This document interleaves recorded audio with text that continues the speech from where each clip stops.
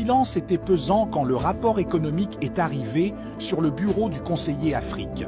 Le document marqué confidentiel défense contenait une seule ligne qui allait changer la donne géopolitique du continent. Production aurifère du Burkina Faso. 18 milliards de dollars américains. Dans les salles de réunion climatisées de la City londonienne, les analystes financiers ont dû relire 3 fois les données avant d'oser les transmettre à leurs supérieurs. Chez Goldman Sachs, un trader spécialisé dans les matières premières africaines a simplement lâché son stylo en découvrant les chiffres.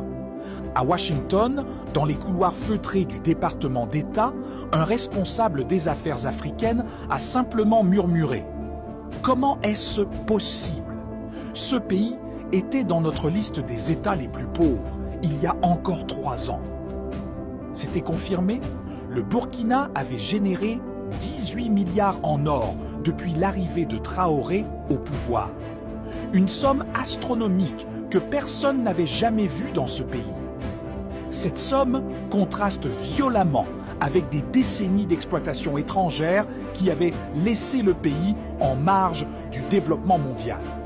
Pour comprendre l'ampleur de cette transformation, il faut se rappeler qu'en 2021, le PIB total du Burkina Faso était d'environ 17 milliards de dollars.